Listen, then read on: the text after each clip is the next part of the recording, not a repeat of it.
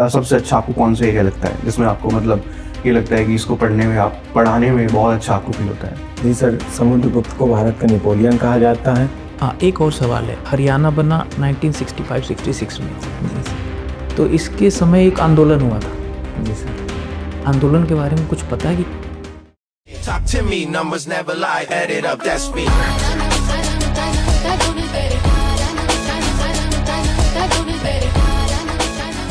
May I come in, sir? Yes, please. Please have a seat. Good morning, sir. Good morning, sir. Good morning, sir. Have a seat. Thank you, sir. देखिए, although HPSC के अंदर में interview anonymous होता है, बिल्कुल वहाँ पे candidate का नाम और बैकग्राउंड नहीं पूछी जाएगी, लेकिन हम इंटरव्यू शुरुआत करने के लिए पूछ लेते हैं जिससे कि एटलीस्ट एक हमें एक आइडिया मिल जाए। जैसे तो आप इंट्रोड्यूस कर सकते हैं पैनल के सामने अपने आप को एंड थोड़ा अपने बारे में बताइए। सर मेरा नाम आकाश कुमार है और सर मैंने अपना ग्रेजुएशन 2015 में BA किया था और मैंने अपना परिस्नातक या MA 2017 में किया था सर। और इसके बाद मैं इतिहास विषय से नेट और JRF की परीक्षा उत्तीर्ण की है मैंने। सर वर्तमान में मैं शोधरत हूँ और मेरा शोध शीर्षक है हारीति की संकल्पना कला एवं आख्यान के संदर्भ में। हारीति सर एक बौद्ध धर्म की देवी हैं। आपने PhD में कब एनरोल किया था? सर 2021 में। 2021 से अभी आपकी चल रही है PhD? जी ठीक है। और कहाँ से PhD कर रहे हैं आप? Sir university of Allahabad. University of Allahabad से। जी सर। ठीक है। और ग्रेजुएशन और पोस्ट ग्रेजुएशन कहाँ से आपकी? सर मेरा ग्रेजुएशन इलाहाबाद यूनिवर्सिटी से और मैंने अपना परिस्नातक या MA या पोस्ट ग्रेजुएशन जो है बनारस हिंदू यूनिवर्सिटी 2017 में पूर्ण किया था। ठीक है, ठीक है। सो अभी जो आपका HPSC का जो एग्जामिनेशन था पूरा, चाहे वो पहला स्टेज हो दूसरा स्टेज हो, वो आपको एग्जामिनेशन देख कैसा फील हुआ कि जो पेपर का लेवल था साथ ही साथ मेंस, तो कैसा फील हुआ उसको देख के? सर अच्छा लेवल था और जो है अच्छे से मेहनत की गई और उसका अच्छा परिणाम भी मिला कि हम लोग इंटरव्यू तक पहुँचे। सर अभी भी मेहनत जारी है और आगे भी प्रयास अच्छा करने का करेंगे। तो आपका जो मेन एरिया है एंशिएंट मिडिवल मॉडर्न, एंशिएंट आपका एंशिएंट है, ठीक है। तो एंशिएंट में सबसे अच्छा आपको कौन सा एरिया लगता है जिसमें आपको मतलब ये लगता है कि इसको पढ़ने में आप पढ़ाने में बहुत अच्छा आपको फील होता है? सर गुप्त काल। गुप्त काल के अंदर। तो थोड़ा समुद्रगुप्त के बारे में आप बताएंगे? जी सर, समुद्रगुप्त को भारत का नेपोलियन कहा जाता है और भारत का नेपोलियन कहने का कारण ये था कि जो है इन्होंने अपने जीवन में कई युद्ध लड़े और उनमें जीत हासिल की और उन्होंने अपने वंश को जो है भारत का उस समय का सबसे जो है बड़ा साम्राज्य के रूप में स्थापित किया था सर। और जो है सर उनकी जो नीतियाँ जो है युद्ध के संदर्भ में जो हैं वो मतलब आने वाले शासकों के लिए भी जो है अनुकरणीय बनी। अगर मैं समुद्रगुप्त को अशोक से कंपेयर करूं या मैं अकबर से कंपेयर करूं तो आप कैसे समुद्रगुप्त को डिफरेंशिएट करेंगे?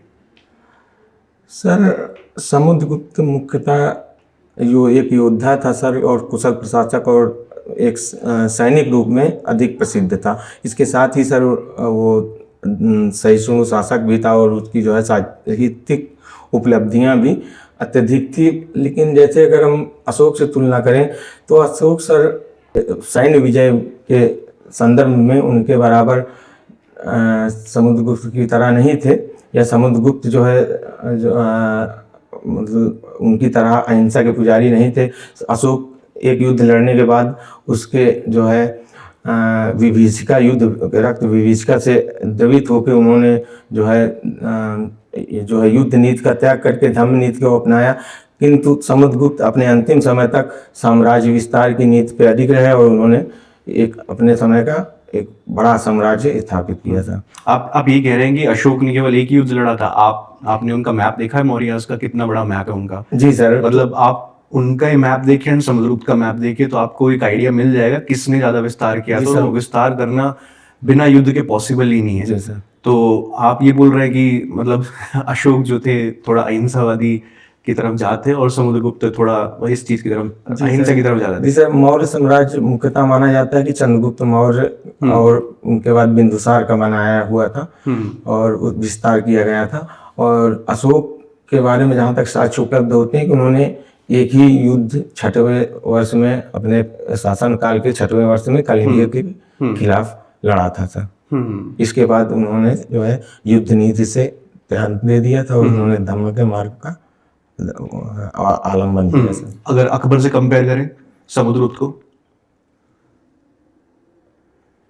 आप मुझे मैप के तौर पे देख के बता सकते हैं कि जितना विस्तार अकबर ने किया था या समुद्रगुप्त ने इतना किया, उस हिसाब से मुझे कंपैरिजन दे सकते हैं। सर जैसे कि अकबर जो है था सर, उसने जो है अपने शासन में अपने जो है युद्ध अभियान में उसने जो है पूर्ण विजय का कार्य किया था। लेकिन जो है समुद्रगुप्त ने सर जो है पूर्ण विजय की जगह उन्होंने अपने राज्यों को, वो दक्षिण के राज्यों को प्रभाव में लेके उनसे करारी लेकर उनको अर्ध स्वतंत्रता की सत्ता प्रदान की थी। Good good. जी, जैसा आपने बताया आकाश जी सर। कि आपने नेट जेआरएफ क्वालिफाई की, जेआरएफ भी आपके पास? जी सर। जेआरएफ कब हुआ था? सर 2022 में हुआ था सर, 2023 नहीं फिर हुआ है सर। इसके अतिरिक्त मैं आर्कोलॉजी, इंडियन कल्चर और ज्ञान बुद्धिज्म से नेट पास हूँ।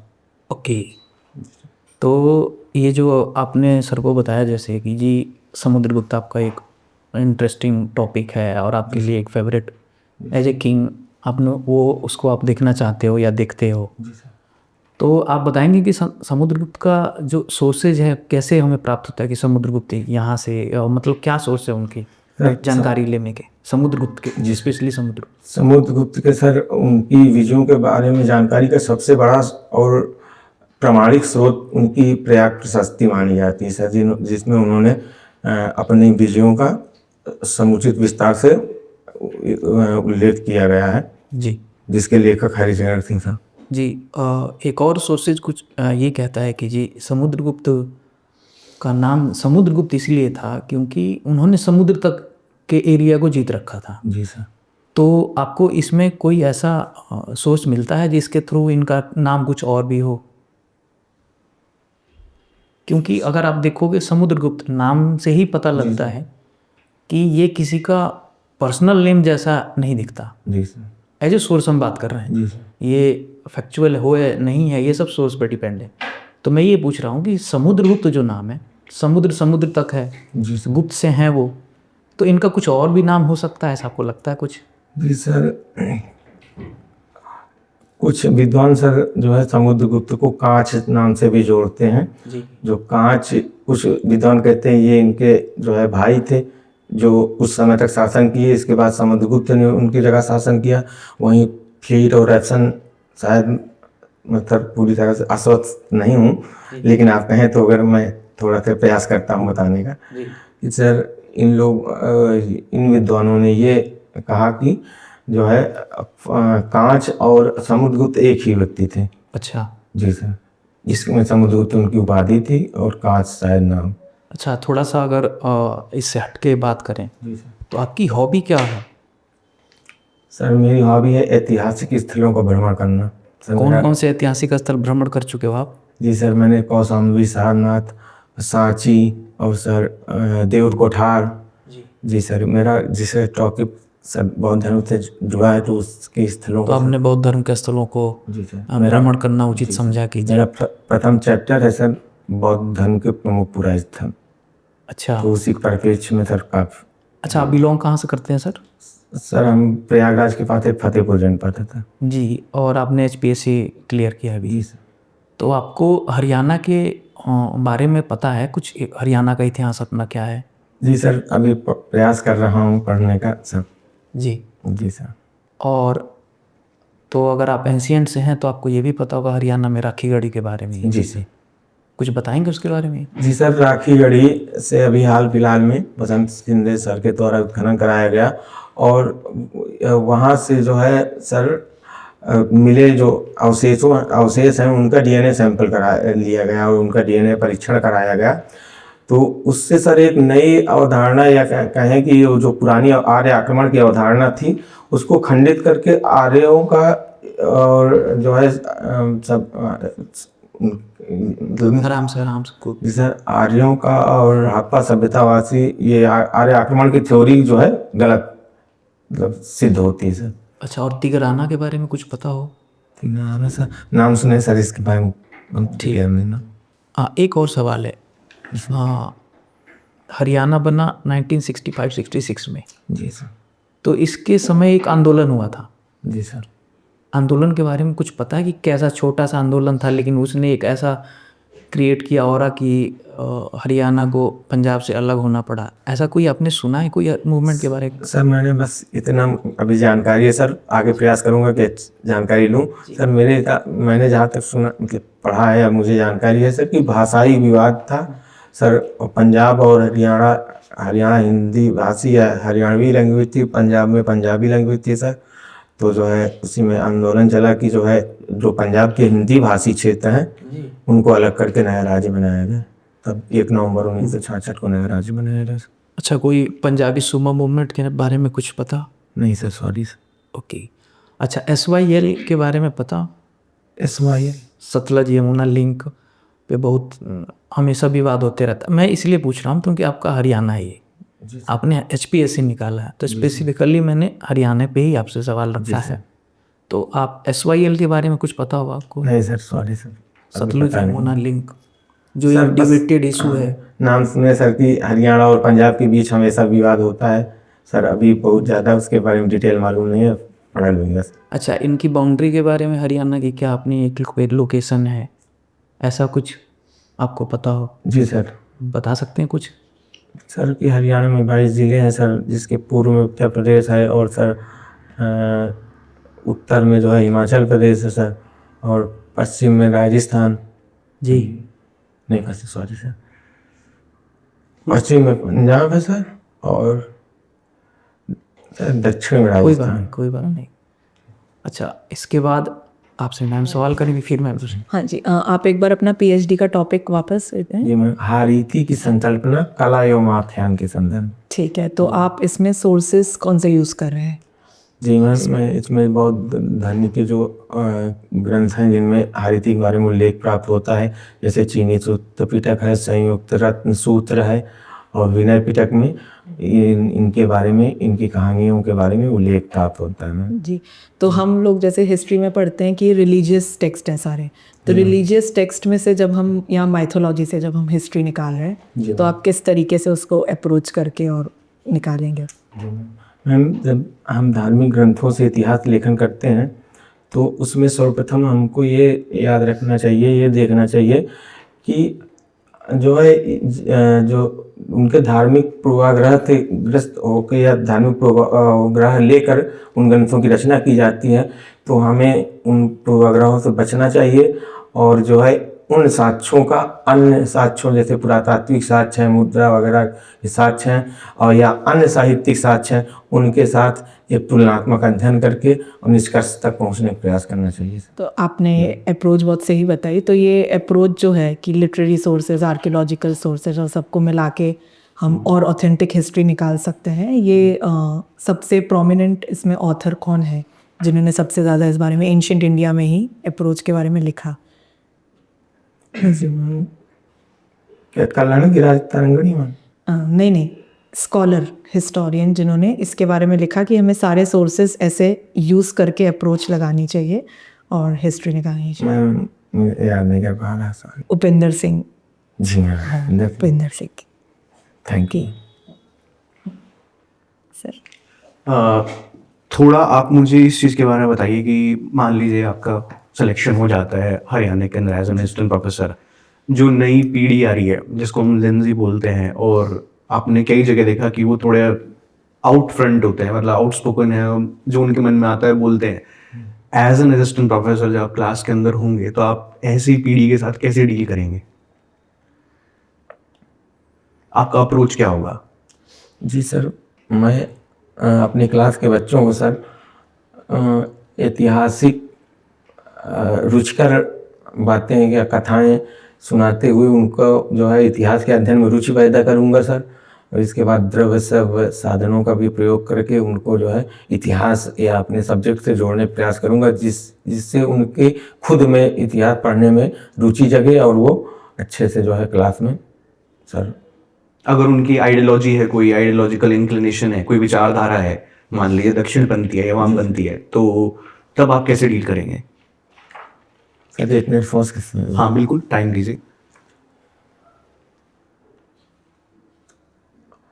सर जैसे कि एक शिक्षक को किसी विचारधारा से या पूर्वाग्रह से ग्रसित नहीं होना चाहिए, तो मैं जो है बच्चों को जो है दोनों विचारधाराओं को जो है उनके सामने रखूँगा, उनकी कमियां और वो लाभ या अच्छाइयाँ बताऊँगा, और जो है बच्चों को एक जो है मध्यम मार्ग में चलने के लिए, कि जिसमें मतलब सर दोनों विचारों की अच्छी बातें लेकर आगे बढ़ने के लिए उनको जो है समझाने का प्रयास करूँगा सर। और जो नकारात्मक बातें आप कहोगे कि भाई हमें रिजेक्ट करनी चाहिए? जी सर, बिल्कुल सर। आप खुद मतलब इतिहास शोध जब करते हैं तो आपको लगता है कि आपकी विचारधारा कहीं ना कहीं आती है, पूर्वग्रह आते हैं कहीं ना कहीं? जी सर, ये तो सत्य है सर कि कोई व्यक्ति बिना पूर्वाग्रह के जो है मतलब कोई भी कार्य नहीं हो सकता सर। लेकिन एक इतिहासकार को अपना कार्य या इतिहास लेखन करते समय कम से कम पूर्वाग्रहों से मतलब पूर्वाग्रहों से पूरी तरह बचाव करते हुए कम से कम पूर्वाग्रहों के साथ इतिहास लेखन के दिशा में आगे कदम बढ़ाना चाहिए सर। तो आप अपने स्टूडेंट्स को भी यही बताएंगे कि आप पूर्वग्रह से दूर रहें? बिल्कुल सर। ठीक है। हम सब एक तरह से हायर एजुकेशन के पार्ट है। जी सर। अभी आपने सुना होगा, मैं रिसेंट ट्रेंड और रिसेंट न्यूज़ के बारे में आपसे कुछ जानना चाहता हूँ। अभी आपने सुना होगा दिसंबर में एक बिल पास किया गया है, बिल पास नहीं मतलब बिल को रखा गया, टेबल किया गया है। हाँ, उसके बारे में कुछ आपको पता है, जो हायर एजुकेशन से रिलेटेड बिल है? जी सर, एक सरकार ने जो है यूजीसी के एक नया यूजीसी तो आने वाला है, उससे पहले एक बिल रखा गया हायर एजुकेशन को लेकर, सर मुझे मालूम है। विकसित भारत शिक्षा अधिष्ठान बिल, ऐसा कुछ आपने सुना है? शायद सर सुना तो है, लेकिन सर इसके बारे में बहुत अच्छी जानकारी नहीं। अच्छा, कोई बात नहीं। सर क्या इतना विकसित भारत शिक्षा अधिष्ठान बिल आप पढ़ लीजिएगा स्टूडेंट्स। जी सर, इसी दिसंबर में टेबल किया गया, उसको जेपीसी को भेजा गया है। आप उसके बारे में एक बार देखिए क्या है। जो आप यूजीसी की बात कर रहे हो, यूजीसी की जो बिल रखी जाएगी उसके बारे में कुछ आप बताएंगे? जी सर, उसके बारे में सर ये है कि सर ये जो है यूजीसी ने सभी संस्थाओं को या विश्वविद्यालयों को ये निर्देश दिया है कि जो है कॉलेज में हो रहे किसी भी प्रकार का मतलब किसी भी वर्ग के साथ किसी भी प्रकार का जो है सर शोषण या उनके साथ जो है वो ना हो सर। अच्छा, कहेंगे उसमें उनके जो टीम बनाई गई है, जो कमेटी बनाई गई है, उसके हेड कौन है, किसको बनाया गया है? सर दिग्विजय सिंह जी को। जी सर। तो उन्होंने पहले SC/ST तक सीमित था, तो उन्होंने OBC को जोड़ने का एक सुझाव दिया। जी सर। तो क्या आपको लगता है कि केवल OBC के जुड़ जाने से ये बिल एक तरह से सफल हो जाएगा, कि उससे कमी हो जाएगी? और ये सब मुझे लगता है सर कि जो है कॉलेजों में किसी भी प्रकार का जो है शोषण या किसी भी वर्ग के साथ वो जैसे कुछ भी होता है तो वो जरूरी नहीं किसी वर्ग के को लक्ष्य में रख के किया जाता हो शोषण। तो उस हिसाब से कोई इस तरह का बिल आना चाहिए जिससे सबको सुरक्षा प्राप्त हो। आपको पता होगा रोहित वेमुला के बारे में? जी सर। तो वो उसी की वजह से और एक दो और ऐसे केस आए हैं जिसकी वजह से ये बिल को लाया जा रहा है। तो इस बिल के बारे में कुछ और आपको जानकारी? जी सर नहीं। अच्छा, जानकारी नहीं है अभी फिलहाल। जी सर। अच्छा, अभी एक आपने देखा होगा न्यूज़ में, रिसेंट न्यूज़ में आया था, वैसे तो उस पर पूछना नहीं चाहिए लेकिन मैं पूछ लेता हूँ कि मणिकर्णिका घाट है आपके घर के पास, जी वहाँ अहिल्याबाई की मूर्ति मिली, जिस भी अवस्था में मिली, जैसे भी थी, तो उसके बाद अहिल्याबाई के बारे में कुछ बताएंगे आप? अहिल्याबाई होलकर। जी सर, अहिल्याबाई होलकर सर इंदौर के होलकर जो मराठे थे, वो होलकर जो वंश की जो है रानी थी, तो सर वो मल्हार राव होलकर की बहू थी सर। तो जब मल्हार राव होलकर के मृत्यु के बाद उनके पुत्र की पहले ही मृत्यु हो चुकी थी उनके, लेकिन मल्हार राव होलकर के मृत्यु के बाद जो है अहिल्याबाई होलकर ने शासन संभाला। और वो सर जो है अहिल्याबाई होलकर जी धार्मिक और सामाजिक कार्यों के लिए बहुत प्रसिद्ध हैं। उन्होंने बहुत मंदिरों का निर्माण कराया, घाटों का निर्माण कराया, आम जनमानस के जो है कल्याण के लिए बहुत सारी उन्होंने योजनाएं। बनारस से क्या रिश्ता है उनका? सर उन्होंने बनारस में भी जो है बाबा विश्वनाथ का मंदिर बनवाया था। इसके बाद जो है 1-2 घाटों का भी निर्माण करवाया था। अच्छा, आपके यहाँ से एजुकेशन मिनिस्टर कौन है? यूपी से? यूपी से सर। यूपी से हो ना? जी सर। एजुकेशन मिनिस्टर कौन सर शायद राजीव उपाध्याय सर है। सर मुझे पूरी तरह कंफर्म नहीं है सर। Okay, thank you. बस हाँ, एक क्वेश्चन बस, आपने पूर्वाग्रहों पे और इस पे बात करी कि आप दोनों विचारधाराओं के बारे में बताएंगे। तो ये जो हिस्टोरिकल अप्रोच है अपने आप में कि बायसेस के बारे में अवेयर होना चाहिए, तो इस पे सबसे ज़्यादा फेमस बुक कौन से स्कॉलर की है, काम करा है स्कॉलर ने? हिस्ट्री में बहुत ही इम्पोर्टेंट बेसिक बुक मानी जाती है। सर क्या व्हाट इज हिस्ट? हाँ जी, किसकी? PH का। हाँ जी। हाँ चलिए, थैंक यू वेरी मच। नमस्ते। आप थोड़ा सा वेट कर लीजिए, हम आपको फीडबैक भी अभी दे देंगे। सो एक जनरल फीडबैक है जो आपको ना इम्प्रूव करने की जरूरत है। आप समझिए कि आज 25 तारीख है, तो आपके पास इनफ समय है, जी सर। ठीक है। तो मुझे ये लगता है कि एक तो जब आप अपना टॉपिक जो आप बता रहे थे रिसर्च के बारे में जो एक्सप्लेन कर रहे थे, तब आपकी वॉइस बहुत अच्छी हो जाती है जी सर। और फ्लुएंसी आए थे। जैसे मैम ने बुद्धिज्म के बारे में पूछा, आपके रिसर्च के बारे में पूछा, वहां आपकी फ्लुएंसी बहुत अच्छी थी, आपकी वॉइस भी अप हो गई वहां पे। फिर जहां पे आप थोड़े से अंडर कॉन्फिडेंट फील हुए ना, वहां पे आपकी वॉइस लो थी। जैसे सर ने यूपी के बारे में पूछ लिया, हरियाणा के बारे में पूछ लिया, वहां पे आप थोड़ा फंबल भी कर रहे थे और वॉइस भी लो हो जा रही थी। तो एक वो इम्प्रूव करने की आपको जरूरत है। दूसरा, जैसे कुछ भी जो हिस्ट्री से रिलेटेड रिसेंट न्यूज चल रहे हैं, लाइक मणिकर्णिका घाट का था ही, या जैसे मैंने बाकी गढ़ी का पूछ लिया कि सबसे बड़ा वो भारत का सबसे बड़ा वो बन गया जी है ना, स्थल जो पुरातात्विक स्थल एक तरह से हड़प्पा सिविलाइजेशन का बन गया है जी। तो आप यूपी से बिलोंग करते हो, हरियाणा में आपने हरियाणा HPSC निकाल रखा, जी तो आपको यूपी की भी जो एंशियंट की हिस्ट्री है और जो हरियाणा की भी एंशियंट की हिस्ट्री हो कि जी वहाँ था क्या, कैसे हुआ। कभी कभी ये भी सवाल पूछ लेंगे कि जी तराई तक क्यों, मतलब क्या था कि तराई में ही युद्ध होगा, पानीपत में ही युद्ध होगा, इस तरह के सवाल। क्योंकि वो हरियाणा का एक मेन, आप देखोगे नॉर्थ वेस्ट से दिल्ली की तरफ लिंकेज का मेन जगह बनता है, उससे उधर तो नदियाँ ही हैं, 5 नदियाँ हैं, फिर वो एक लिंक बनता है हरियाणा। तो हरियाणा ही क्यों उनके लिए फेवरेट प्लेस हो जाता है बार बार। तो इन सब चीज़ों को आपको ध्यान में रखना होगा, खासकर रिसेंट न्यूज, जो मुझे लगता है रिसेंट न्यूज के साथ साथ इन दोनों की जगह और इन दोनों के हायर एजुकेशन से रिलेटेड, साथ में जो मैंने आपसे एक सवाल पूछा था, साक्षरता बिल या किसी तरह का कोई बिल जो कि हायर एजुकेशन से आ रहा हो, है ना, या जो सरकार किसी तरह का कोई योजना बना रही हो, किसी तरह के बदलाव का, खासकर ये भी पूछा जा सकता है आपसे NEP से आप क्या आपसे रिलेट कैसे करोगे NEP को, और NEP में और पुराने वाले में क्या अंतर है, 1986 वाले में और 2023 वाले में क्या अंतर है। तो इसमें आपको बेसिक डिफरेंस पता होना चाहिए ताकि वो आप वहाँ क्लियर रहो, आपका माइंडसेट बिल्कुल क्लियर है कि जी 1986 में ये थी, इसमें ये है, इसमें ये कमी थी, इसकी ये अच्छाई थी, इसमें ये अच्छाई है, ये कमी है, ये आपको क्लियर रहना चाहिए हो। और साथ में मैं आपसे ये कहूँगा कि आपका जो टॉपिक, जैसे सर ने बताया आपको कि टॉपिक आपने उनको बता दिया कि जी ये सोर्स है, मैंने आपसे सोर्स पे भी सवाल पूछा, अगर ध्यान हो तो इंस्क्रिप्शन को लेती तो उन्होंने उस समय कॉइन्स के भी ज़्यादा महत्व हो गई थी। मतलब आप अगर मॉन्यूमेंट को देखोगे तो वो कम कॉइन्स, अधिकतर जो हमें सोर्स का जो हमें मिलता है ना सप्ली बुक का, वो इंस्क्रिप्शन तो था ही जिसमें आपको दिख रहा था। अगर उनके सिक्के देखो तो लार्ज अमाउंट में सिक्के अलग अलग वो निकले, और हमारा सोर्स भी वही एक तरह से देखने को मिलता है। तो ये सब आपको, अगर आप समुद्रगुप्त नाम लोगे तो फिर समुद्रगुप्त को आपको रखना पड़ेगा। आज फिर आपने एक चीज़ रखी थी कि जी अकबर ये थे, और देखो अभी एक आपको पता होगा विवाद चल रहा है, अकबर महान, अशोक महान और ये महान, ऐसे एक विवाद चल रहा है। तो आपको उसमें ना पढ़ते हुए, उस विवादों में ना पढ़ते हुए कि जी कौन महान है कौन कैसा है, आपको नॉर्मल एक बैलेंस्ड आंसर देना है। ये अपनी जगह पे सब अच्छा। हाँ, सब अपने तरीके से सबने अच्छा ही किया है यहाँ, है ना।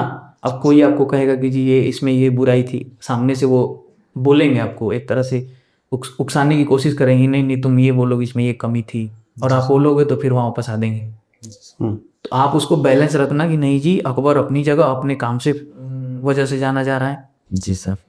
जो अशोक जी हैं वो अपने काम की वजह से जाने जा रहे हैं, और जो समुद्रगुप्त है उसका अपने एक अलग नैरेटिव है, उसका अपना एक अलग तरीका है।